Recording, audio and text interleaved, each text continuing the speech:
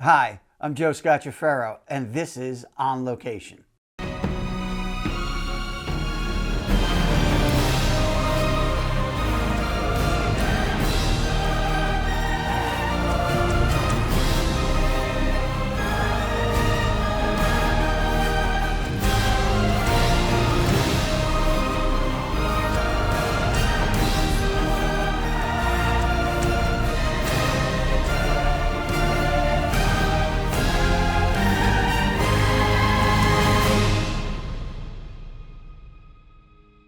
Hey, Mikey Fortunato, what's up, What's buddy? up, Joe? You got a lavalier on. You're like pro and stuff. That's nice. Yeah, you know what? It's old school now. Yeah, Lobs, got some lobs and wires and some shit. rock and Nobody roll does that. swag on there. You got your Manny shirt. Yeah, Yeah. that's my favorite. Do you know that Remember Manny's? remember the drum tech guy Marco? He died. Ah, that's a Yeah, like a shame. couple of months ago. Everybody's. Yeah. Yeah, we're getting old, cuz. Oh, sweet Jesus. That's right. Yeah. 48th Street died. Yeah, yeah. Manny's. There's no place really anywhere to get guitars except 32nd Street Guitars, New York City, maybe. Yeah, that's weird though, Yeah. right? New York City. Hmm.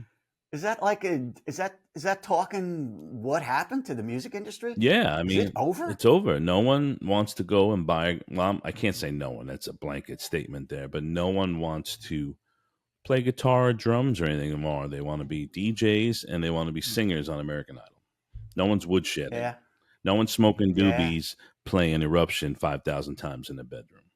yeah, yeah, It's yeah. over. I just had this conversation Yep. yesterday with a friend of mine who does. He's a Grammy winner and blah blah blah, big Nashville guy, and we were saying that it's just so whack that like we would play for free. Yep. I just played to play. Yeah. It didn't. But now everybody's got to be an influencer. Everybody's got to be. They want to stardom without any work at it. No It one has the sucks. attention span to sit in a Yeah, room and play guitar for 5 hours. That's never happening again. Very few and far in between. yeah. Yeah. Maybe I'll cut in when this goes through post. There was a kid in Pennsylvania. They have this big music fest thing, and they have a lot of tents and Yeah. bands, and it's everybody our age, whatever. Yeah. But there was this little kid, couldn't be more than 10, 11, standing with himself, a little whatever the pig nose amps are today. Yep. Had that. He had a blue Strat that was as big as him, and this kid shredding, and all day I kept, you'd go out, you'd come back, and there he was, just ripping it. I was like, why him? Nobody else. No.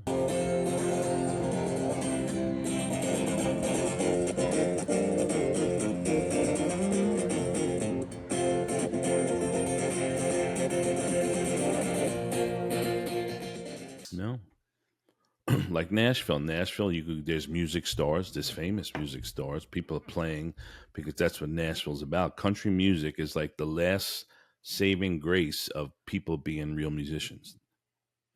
Yeah, People yeah, playing lap steel guitar and shredding and practicing all right. day and being good. Playing for the love of it. Yeah, because That they that's love. the difference. You Yeah. could There's players out there, but nobody's playing for the love of it. And if you notice, all the country bands that I work with these days, all the backing band is old metal dudes who need a job. Really? Yeah. Yeah. They're all Ah, tatted up and they used to be in metal bands. And then during the sound checks, they're all playing Eruption. They all have Marshall Stacks. This is a country band, Marshall Stacks, Les Pauls, and playing Eruption during the sound checks for country bands. Pretty funny. that's and you know who else? My wife and I have been. I don't usually like you. I don't very rarely sit in an audience Yeah. and watch it. My entire career, I've never really had that opportunity. Yep. But we've been going to these Christian bands, Yep. and when you say the word, you think holy roller Mhm. kind of Chris. These suckers rock. Yep. There are some awesome players, Hmm. and their production on the stage, it's amazing to me. And I mean, they're not making any money. No. They're in a small niche market. But But yeah, think about the European festivals that are still going on today. There's 200 rock bands playing it. Most of them I've never heard of before, But and there's 50,000 people showing up to see these bands that I've never heard of. So it's alive, but not here in the United States. Yeah. Okay. Well, you just gave me a great segue to why I actually asked you to come on. So, for those of you who don't know, go check out. Mike's done a couple of on locations with us. He's worked every major event for the last couple of decades. Big time sound guy, on stage, A2, music guy, blah, blah, blah, blah, blah. But I'm talking major shows with major acts. Stuff that you go, oh, wow, I'd love to do that. So that's who this is. But recently, you just did Grateful Dead out in San Francisco. That is correct. And you were showing me pics of what was going on. Yeah. Tell me, of all the gigs you've done, where does this fall? I mean, it's the 60th anniversary of the Grateful Dead, one of the biggest bands of all time, right? And it was Right. hundreds of thousands of people there, which blew my mind. But there was so much going on. It was like Woodstock '99, but what for one band? Does that make any sense? That's the key, right? Yeah. Right. I've never seen so much stuff that wasn't on the stage behind me in the back on the wings. There was so much gear and people and production people. It was like a festival with 50 bands playing, but it was just one. So that really, I've never seen anything like that before. It's fascinating. And the fact that how many dates did they play? 3? 3 shows. 3 shows. Okay. And you've got, like you said, thousands of people. There was at least 70,000 people a day times 3. And this is the Grateful Dead. Yeah. And there's only 2 guys left. Yeah. And one of the guys, Mickey Hart's not even an original Dead guy. He's second wave of Grateful Dead, Mickey Hart, right? Right. And it's the Dead. I mean, I was never Deadhead. I never really followed it. No. They were the original jam band. Mm-hmm. But I guess their audience is still live and well. And it was, and you know what the funny thing is? Their set list, they did like 5 songs, took a half-hour break, which I've never seen any band take a half-hour break before, because you would lose the crowd, right? You rock them out and then you disappear for a half hour. The attention span of, like we just talked about, the attention span of people, they'd be like, later, I got to go do something else. They did a half-hour break and came out and played 5 more songs. So they played 10 songs, which each song is probably 20 minutes long. But and people were glued; they wouldn't leave. Even when they went off, they're just groups of people tripping out or whatever they're doing, dancing around, and they're like, "All right, you got to go now. Get out, everybody, get out." But I've never seen anything like that. Oh, they sent the people. They pushed the people out after the band went off because they wouldn't leave. Oh. The band finished, they're gone, and people are squatting around, smoking J's, dancing, doing all crazy shit. It was wild. It's real funny though, real funny, and I don't mean to cut you off. No, go. In the front, they had this thing called the Golden Path or the Golden Road for VIPs. So they had these bougie tents on both sides, which who knows what they cost, and you could come down to this special VIP tent section right in the front. And there wasn't that many people there, but the actor from Top Gun Maverick, Miles Teller, he was there every day, dancing. I'd never seen a human being dance that long and never stop dancing. The guy, he was just dancing. It was fascinating to me. I was like, and he's there again next day. There's Miles Teller again, dancing around. Again, there he is again. It's wild. Right? You think, now we're talking attention span. This guy came 3 nights and danced for 2 hours every night without stopping. A movie star guy, funny. That's crazy. Yeah. Yeah. I'd like to know what the addition, well, never mind. How much? I was gonna ask the inappropriate question about what motivated him to keep going. He was, I don't know. I've never seen, it was like, that band, the Mighty Mighty Boss Tones, where they just have a guy that dances on stage the whole show. He doesn't do anything but dance. Yeah. That was him. Yeah. Just going like this the whole concert. Never stop. Never, ever stop. Wild. Yeah, that's yeah. Mm. And they're not like crazy rock band. They're No, just it was jamming. It was just very mellow, and just kind of just rolling along. I knew 3 songs: Truckin', Sugar Magnolia, and Uncle John's Band. Right? That's the only songs I knew in okay. three You just days. named the only three I know. In 3 days, I didn't know what they were. They were just kind of jamming. It was Hey, let's talk about production because now when you told me you were going out, I was like, oh, okay, a couple of amps, couple of this, couple of that. They're not crazy. They're not, no, it's not a screaming band and not no, heavy metal. Or it's not any of that. no.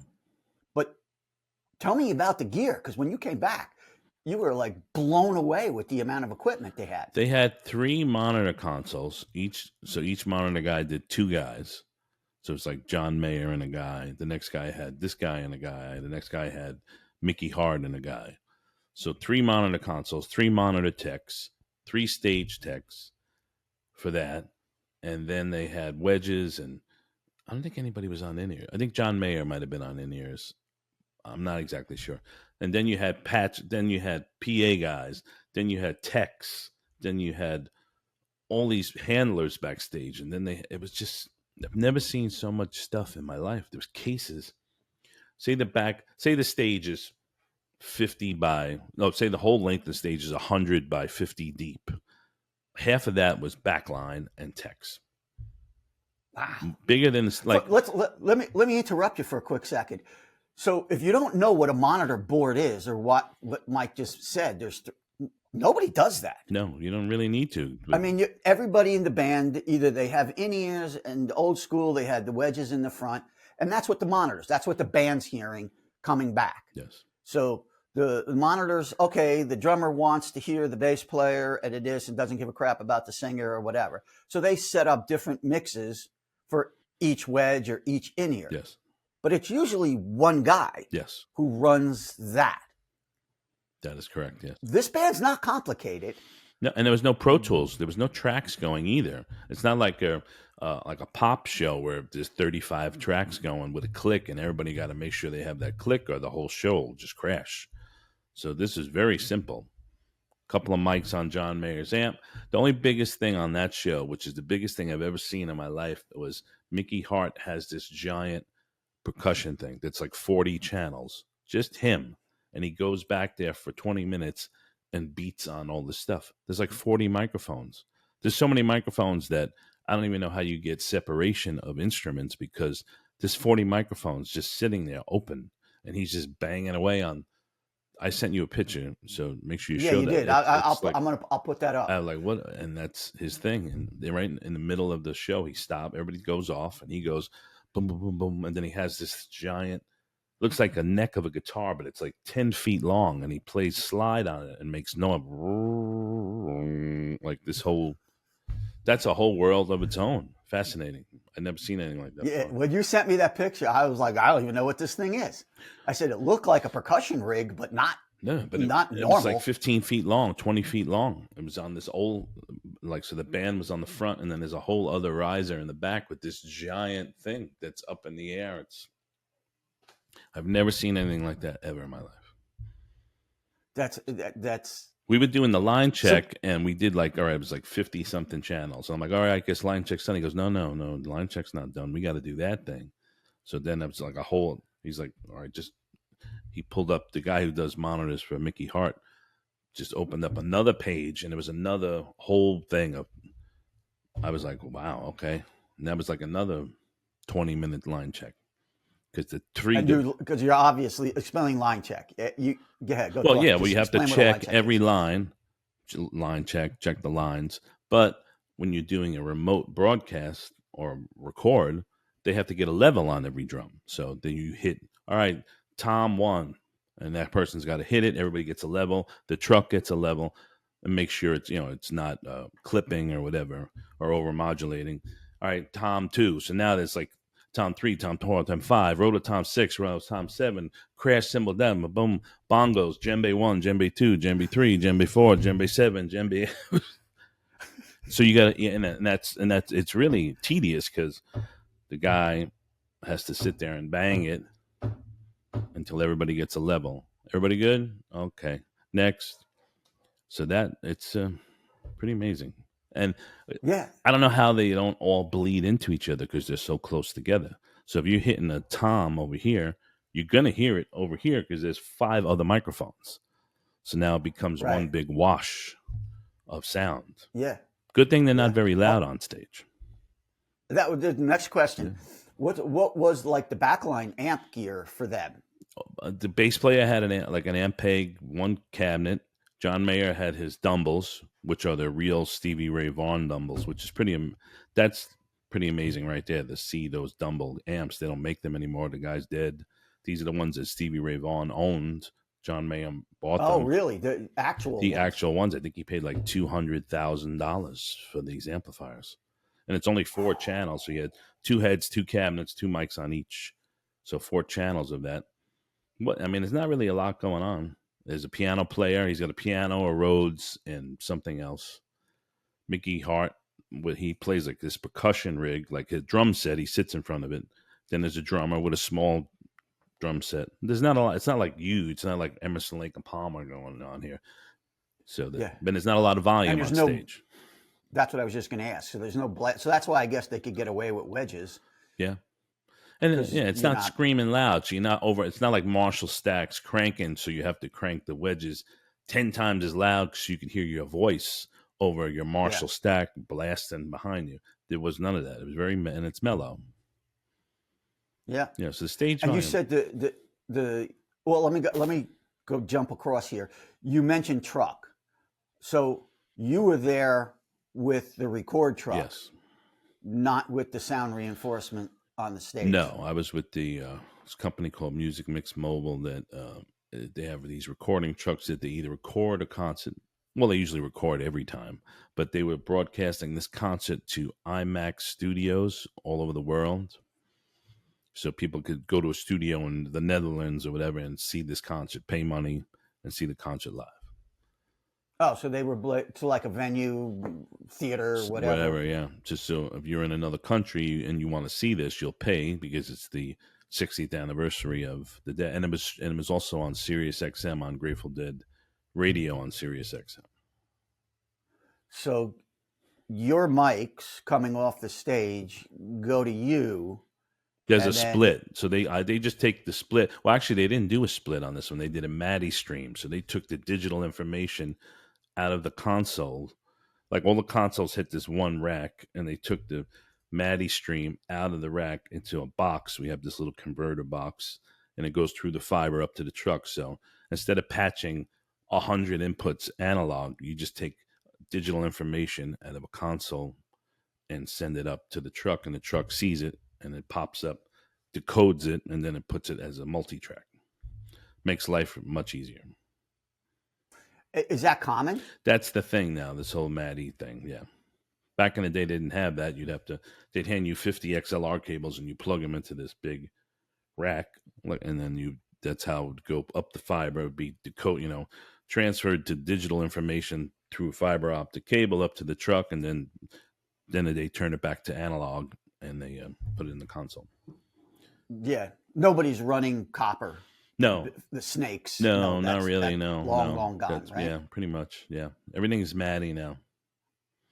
And even That's if it cool. isn't MADI, we're at a concert and the guy hands me 52 channels. It's still getting turned into digital information to go up the fiber optic cable to the truck.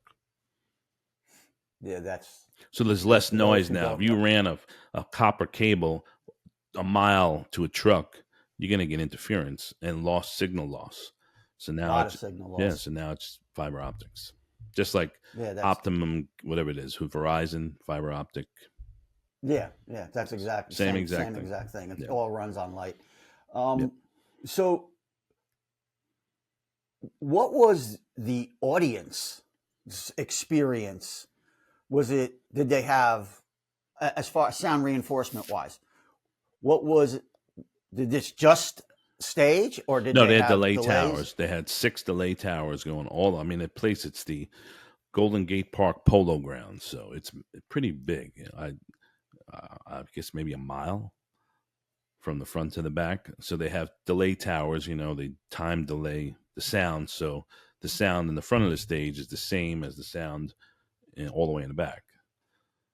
So they had Yeah, those that's to make a consistent experience all the way through, so there's no echoes and slapbacks and weirdness. They have so to. There was just the too many audience people. got a really good show then, Oh from yeah, what I they and plus understand. each on each side of the stage was a massive video wall, so you have 100-foot tall Bob Weir staring at you.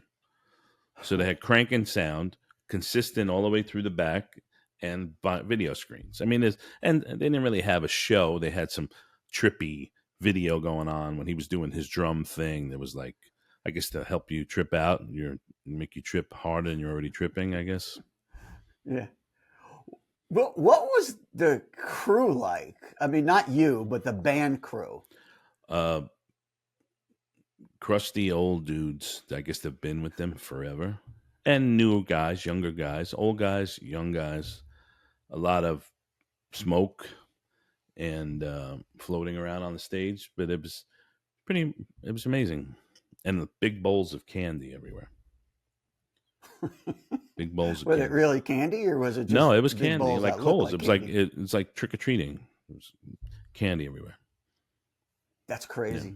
Yeah, I would have assumed. I mean, any of those gigs that from that era, smoke is a big thing yeah, because it was not a thing back yeah, then. But now it's legal everywhere. yeah. So But I mean, everybody was very nice and professional, and it was just like any other day. It was no drama. It was that's very, good very, because there's very usually chill. I mean, it's just a whole vibe of that show. It's just a chill. They come up, they play. If they're not playing, they go in their little tent and chill out. They have these tents backstage. Each person has a tent. They go in, and then they do their thing. It was cool. Very cool. and now one of the things that I've experienced over and over and over the years is if you're not there's the band crew. Then there's the house crew if you're in a thing, and then there's like a recording crew. So you're all different. You don't know each other, but you're all pretty codependent on each other to perform. And I can tell you, there's a lot of cities I've been in that have been horrible. That it's just bouncing heads and Yeah, everybody's unions and not yeah, unions and our house, not your house. You come yeah. second, I come third. How was San Francisco? Well, there wasn't. I mean, we didn't. I mean, there was local. I guess it was mostly the Dead's production there. I didn't really see many. I mean, there was local stagehands moving stuff, but I was dealing with the Dead guys, and I knew some of them from some other shows, so that always works.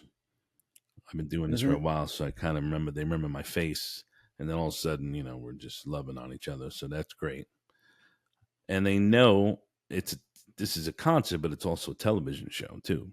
So it's got to work for the truck because there's money being generated by that as well.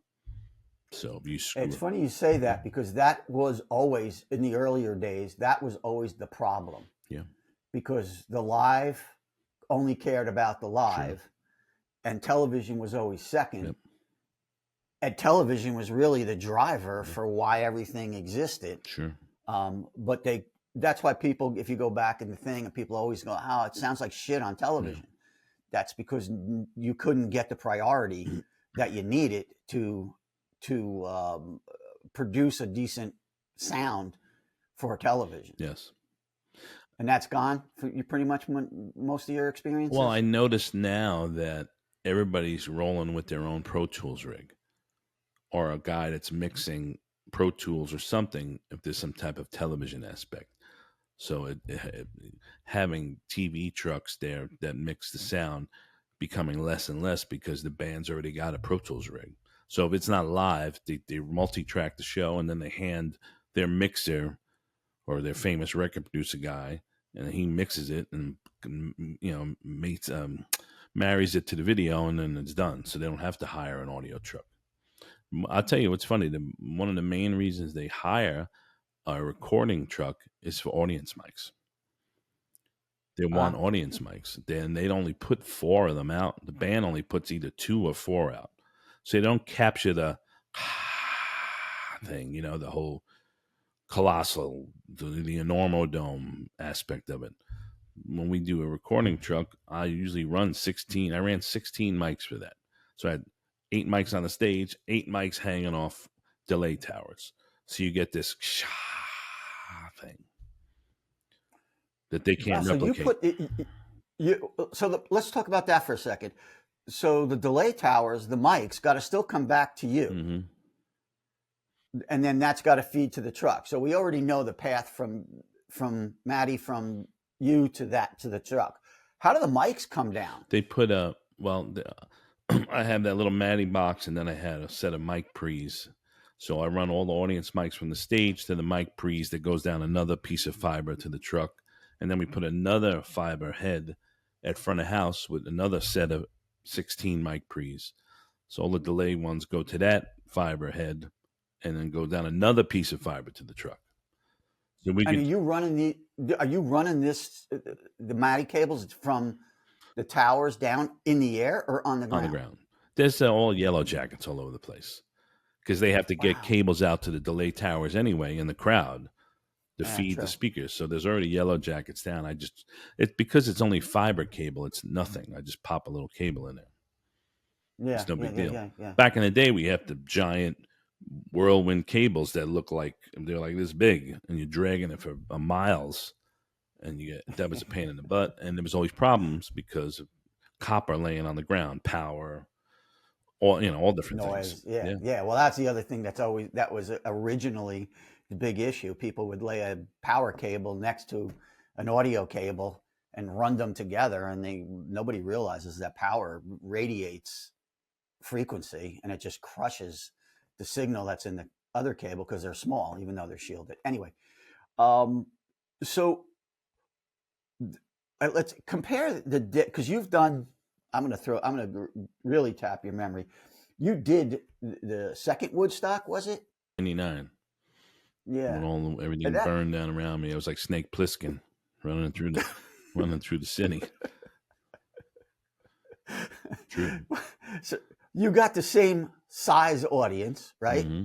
You got similar technology Hmm. that was going on, but yet the gig wasn't the same gig at all, right? No, I mean there was a recording truck. It was an analog truck, and they would take the bands, and you'd have to switch the split. So it was, and it wasn't much digital stuff going on back then. But it's the same gig. You put audience mics up. You take the bands. You have a split on stage, and each band sends you a split of the band, so the truck can mix it. The only problem is on shows like that, they might not have enough time to do a sound check. So if you're the mixer, you're just throwing it up. There is no sound check. Because there's 20 bands playing, and they start at 7 o'clock in the morning. So I wouldn't want to mix those shows because you maybe your first two songs are horrible because you're trying to mix them for TV. And get a You get a levels, get level, levels, you yeah, get and all of a sudden this is too loud, and this drum's too loud, and this guitar's too loud. So you're doing it on the fly right, on a right, live right, television right, right. show. So And was that you would think San Francisco today, no disrespect to San Francisco, but it's kind of a rough area it's a now. little rough there. Yeah, yeah. There's a lot of homeless people, and it's pretty rough. Everywhere. It's kind of rough. It's very very weird place. Yeah. Yeah, a little rough. Yeah. And you didn't, there was none of that. You didn't bounce into any of that No, stuff. that was no, not in the park. The park, no, it was like you couldn't get around in that park where that whole concert was. It was like, well, they put like a perimeter around it. Right. Yeah. Okay. And how big was your crew? Oh, it was small. Me and another guy out there running all the mics and stuff. And then in the truck, there was a mixer, a Pro Tools person who's doing the record, and an engineer. That's it. All right. Cool. All right, Mike. I appreciate it. I Hmm. knew I wanted to bug you a little bit before it faded away in your mind. But it's pretty awesome. I mean, that's a legendary concert, and it's Yeah, no, it was yeah, that's one of those things that I'll always remember. And just like when I did that Elton John thing, we did the last appearance of Elton John in the United States. It was at Dodger Stadium, so it felt like the same thing. He did 3 shows at yeah. Dodger Stadium, exact same type of setup. And Yeah, that's why I wanted to hear about that. I mean, because it's the Dead also. yeah, So there's I don't know how much more are you going to hear from them, no, and how big is it going to be, and that's why I wanted to really capture some of what happens and how the technology's changed on oh yeah, everything. Just while we have a minute, you've had to go through a lot of technological changes in the industry. Yep. The question I get asked a lot is, where do you learn that? Which I know the answer, but I'm going to ask you. How do you learn to stay relevant in as things change dramatically? Me, I'm just a guy that plugs bands in, and I'm the guy who, I'm not a technology guy. The guys that own the trucks are super smart guys, and they're constantly figuring out new ways to do stuff, and the new technology and the new consoles and the new this and the new that. Me, I'm just, I mean, I'm basically gonna it's I'm the gonna all it's the all the same gig though, if you think about it. You pull up a truck, they give you a split, you mix it, it goes out. They've been doing that forever. That's never going to change. It's just the technology of how they're getting it to you changes.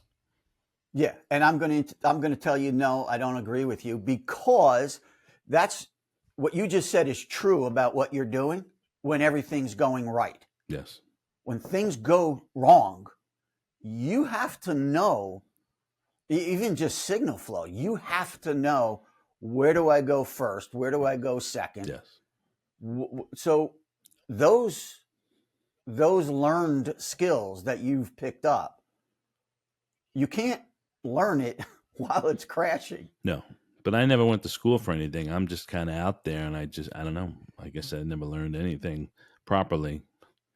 Does that make any sense? But it doesn't matter. Yeah. You've been working for a couple of decades at the highest level, so you're doing something right. I just make people laugh, Joe, and talk about gravy. That's it. They throw me in there. Get in there. Make people And for laugh. those of you who aren't East Coast Italian, Mike means gravy. He's talking about Yeah, tomato sauce. they don't. Yeah, I mean, I start talking to Elton John about gravy. I don't care. So, and that makes everybody feel comfortable, and that's what I do. Yeah. That's So it. as we've always Throw said, me in that's there. one of the big things is, you got to become social. You got to know how to network, and then everything else falls in place. And you gotta know how to read a situation, because there's lots of things going on besides rock and roll and technical stuff. There's drama, divas, crew, all different people going on. You got to really know when to hide and when not to hide, when to open your mouth, when not to open your mouth. A lot of people don't realize that either, because one How do you little learn that? thing spins everybody up. You say one thing wrong, everybody's oh, freaking out. How do you learn that? I don't know. I really don't. You can't, because I see guys do that all the time. They're not watching what's going on, and they're just jumping in the fire. And I'm like, just wait, time out, wait, let that dissolve, let this situation go down before you go Yeah. running in there and freaking everybody out. And during the show, you're pretty much parked usually in the wings, right? I'm sitting right by the monitor guy. I do the line check with him, and then I hang there. And if the truck says, "Hey, there's a noise on the hi hat," I usually ask the monitor guy, "Do you hear a noise on the hi hat?" And he goes, "No." I'm like, "All right." So then I have to go and figure out it's probably us. There's some type of something going on. So I There just you kind of go. park That's what I was just myself. talking about. You got to know how to do all Yeah, that. I just park Um, myself right there, and that's about it. so, all right, brother. All right. Appreciate the time. We'll catch you on your next. What's Adventure. coming up? Anything Yeah, I'm good? doing Metallica next week for Sirius XM Radio, and then the iHeart Music Fest in Las Vegas, and then the iHeart Latina Festival in Miami. Oh, doing VMAs? Yes. Oh, That sorry, used and to the be a gig VMAs. for you. That's in 2 weeks. VMAs. Is that Video in the city or is that out west? US UBS Arena, where the Islanders play in Long Island, Oh, right. near Yeah, JFK over there. I think that's beautiful. it's a big show. I mean, that show is. I'm there 7 days. Are you Yeah. really? It's amazing. Oh, you know what? That's good. Before we go, real quick, how long were you? What was the build in San Francisco? How long did They were that? there for a while. They have a nice system going out there. They do a bunch of concerts in their polo ground, and the bands share the steel, so the steel stays up, and the Oh, PA stays up. Control surfaces leave, so dead and cold monitor consoles, all their plumbing, everything leaves. The next band's monitor console comes in. They plug into the PA, and it saves time and money. And then they put up wow. their inflatable penises or whatever they do on stage, and do their show, and then they take their show down, take it out. Steel stays up, the PA stays up. Whose PA is it? I mean, It was a company called but the sound company comes in and parks themselves there for a few they're months. just there. They're part of the house. Ultrasound. It was called ultrasound. And they're part of the house. And whoever's FOA, right? It's their console. Yeah, they can't. All the control services are the bands. All the input, all that stuff is the bands. Stage, props, all that, and then it's just a piece of steel with a stage, and they leave, and the next band comes in, hang their lights, hang their whole, which is smart. You save a lot of time and money doing that. So if they have a concert series, whoever plays that Polo Ground uses that steel and that PA. And they supplement. Did they roll that out for lighting and then roll the stage back, or it's just no? That ain't moving. No, that it's just one of them giant stages. So the lighting guys they'll drop the motors, put whatever. I mean, I think they put the what do you call that? The trusses that they mount the lights on is the house. Right. They drop it down. The band puts their special, sexy lights on the truss, and it goes back up. Okay, so it all just happens over the stage. So the stage can't it's not like stage is being built while the lights are being built, and then everything just goes like that. So that's a few days of that. So you got a day of people putting lights up, and then I guess the band techs come in and get their doodads in. Yeah, cool. Yeah. All right, bro. I'm going to go say goodbye again. All right. Later. Peace Thank out. you.